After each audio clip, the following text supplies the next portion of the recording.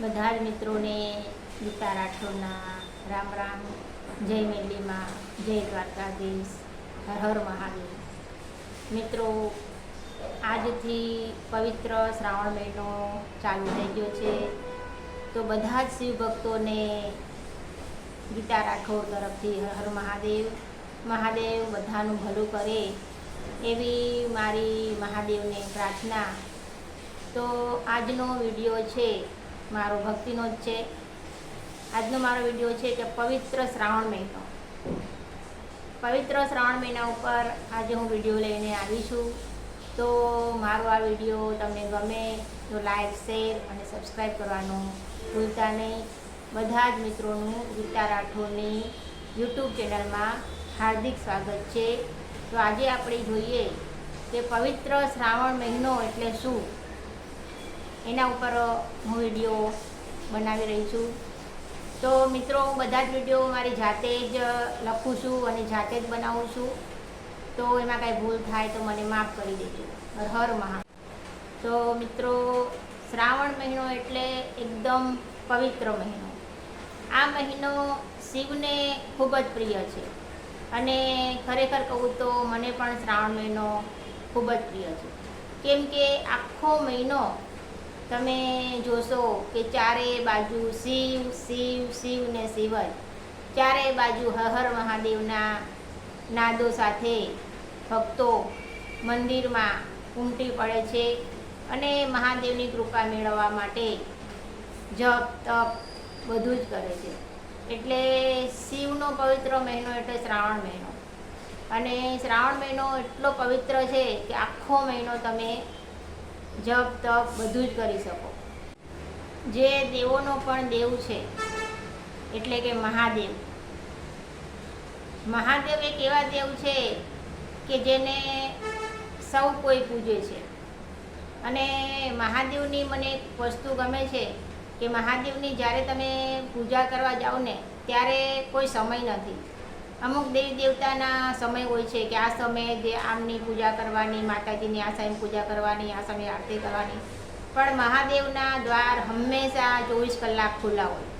એટલે એ મહાદેવ મોટામાં મોટો દેવ છે. એટલે આખો મહિનો એટલો પવિત્ર. તમે જુઓ તો શ્રાવણ મહિનામાં વરસાદ નહીં પડતો હોય ને, તો શ્રાવણ મહિનામાં આખો મહિનો વરસાદ ઝરમર ઝરમર કે અતિ ભારે કે ભારે પડતો જ રહે છે. કેમ કે એ પવિત્ર મહિનો છે. જે પણ શ્રાવણ મહિનો કરે, જે ભક્તો શ્રાવણ મહિનો કરે, તમે જોજો એ ભક્ત શિવના રંગમાં રંગાયેલો હોય. અને કેમ ના રંગાય? શિવ છે જ એવા કે એના ભક્તોની હરેક મનોકામના પૂરી કરે છે.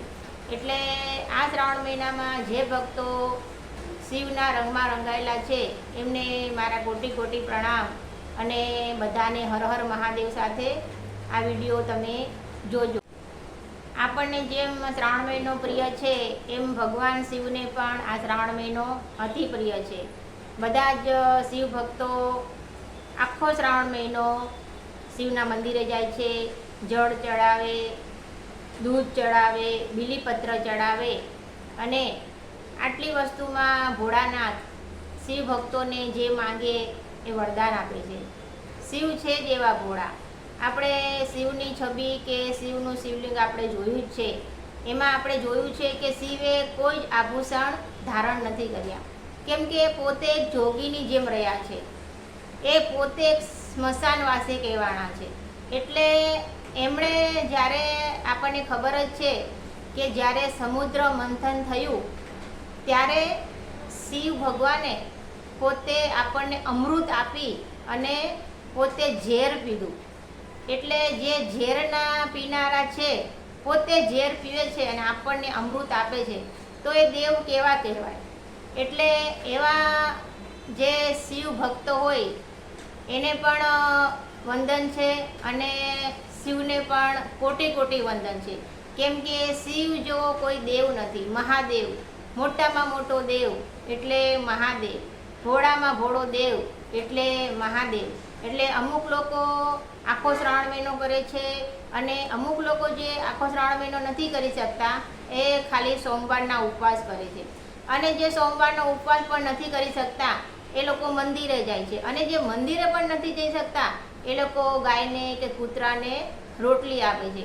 કોઈ એવા કર્મ કરે છે શિવના નામ ઉપર કે હે શિવ, આ પવિત્ર શ્રાવણ મહિનો છે, કદાચ હું તારા મંદિરે ના આવી શકું તો મારું આ કર્મ હું કરીશ કે ગાયને રોટલી ખવડાવીશ, કૂતરાને રોટલી ખવડાવીશ, કોઈનું અહિત નહીં કરું, ક્યારેય ખોટું નહીં બોલું, મા બાપની સેવા કરીશ અને સદા સત્યના માર્ગે ચાલીશ. તો આવા ભક્તો ઉપર પણ ભગવાન શિવ હંમેશા પ્રસન્ન રહે છે. અને આખો મહિનો શ્રાવણ મહિનો ભક્તિના માર્ગમાં ચાલનારા લોકો માટે જ હોય છે.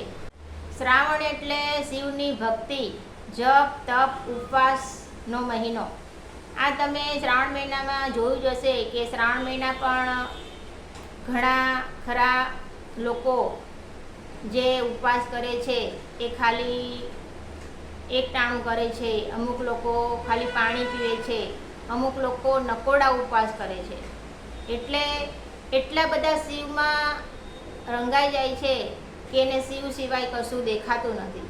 કેમ કે આ મહિનો જેટલો પવિત્ર છે કે તમે આમાં જેટલું પણ તમે તમારી ભક્તિ, તમારું કર્મ કરશો એ ભગવાન શિવ જોવે જ છે. કેમ કે આખો મહિનો એટલો પવિત્ર છે. અને આ શ્રાવણ મહિનામાં એવા પવિત્ર તહેવાર પણ આવે છે, રક્ષાબંધન, પછી સાતમ આઠમ, એ બધા જ કૃષ્ણ ભગવાનની આઠમ, એ પણ બધા પવિત્ર તહેવારો આ શ્રાવણ મહિનામાં આવે છે. એટલે શ્રાવણ મહિનાને ખૂબ જ પવિત્ર માનવામાં આવેલું. શિવ એટલે શું? તો શિવ એટલે શાંતિ, સંયમ અને ત્યાગ. આ ભગવાન ભોળાનાથે આપણને શીખવાડ્યું છે કે ગમે તેવી મુશ્કેલી આવે એમાંથી રસ્તો આપણને મળે જ છે. જેણે પોતે ઝેર પી અને આપણને અમૃત આપ્યું એ દેવોના દેવ મહાદેવ કેટલા મોટા કહેવાય. અને હર હર મહાદેવ જે રીતે આપણે વ્રત, જપ, તપ કરીએ એ હર હર મહાદેવ આપણે બોલીએ ને, જ્યારે શિવલિંગ ઉપર આપણે જળ ચડાવીએ અને જે હર હર મહાદેવ બોલીએ ને એટલે મહાદેવ આપણું દુઃખ હરી લે છે. એટલે એવા જે ભોળાનાથ, જે ખાલી આપણે બે હાથ જોડી અને પ્રાર્થના કરીએ ને તોય આપણી પ્રાર્થના સાંભળી લે. ખાલી આપણે બીલીપત્ર ચડાવીએ ને તો એ બીલીપત્રથી પણ રાજી થઈ જાય. દૂધ, જળ એ તો આપણી શ્રદ્ધાની વસ્તુ છે, પણ મહાદેવને ખાલી સાચી ભક્તિ જોઈએ, સાચો ભાવ જોઈએ, સાચા કર્મો જોઈએ.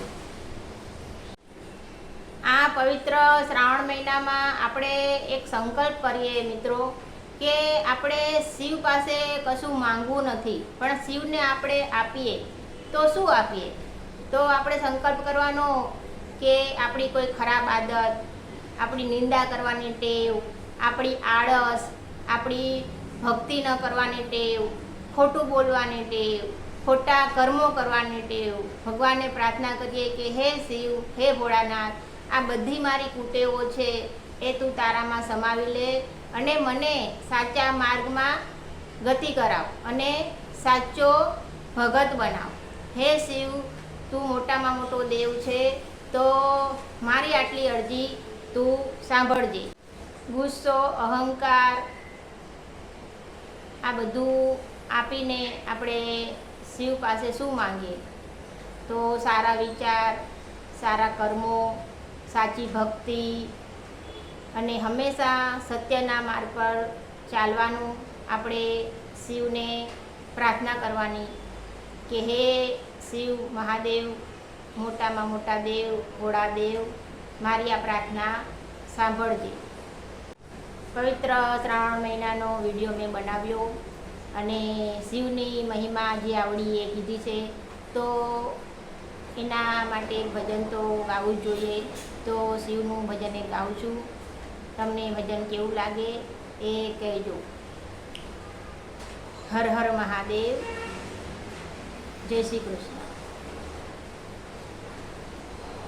काज सवारे तूने भक्तों के भोले, रखवाले मतवाले, रखवाले के बम बम भोले शंकर, गले में नाग पहनकर के डम डम डमरू बाजे के बम बम भोले शंकर, हो काज सवारे काज सवारे, रावण को तूने लंका दिया है, भगीरथ को तूने गंगा दिया है, गंगा को गंगा को तूने नीर दिया रे भोले, रखवाले मतवाले रखवाले के बम बम भोले शंकर, गले में नाग पहनकर के डम डम डमरू बाजे, के बम बम भोले शंकर। हर हर महादेव, हर हर महादेव, हर हर महादेव। जय श्री कृष्ण, राधे राधे। મહાદેવ પાસે આપણે શાંતિ, સ્વયં, સારા વિચારો અને મહાદેવને કહેવાનું કે હે મહાદેવ, કોઈ પણ ખરાબ પરિસ્થિતિ આવે તો એને સહન કરવાની શક્તિ આપજે, એમાંથી મને માર્ગ બતાવજે। તો મિત્રો, આ હતો મારો આજનો વિડીયો પવિત્ર શ્રાવણ મહિનાનો। તમને મારો વિડીયો કેવો લાગ્યો? ગમે તો લાઈક, શેર એન્ડ સબસ્ક્રાઈબ જરૂર કરજો। બધા વિડીયોમાં કોમેન્ટમાં લખજો હર હર મહાદેવ, જય શ્રી કૃષ્ણ, રાધે રાધે, જય મા મેલડી। આવજો બધા મિત્રો, રામ રામ।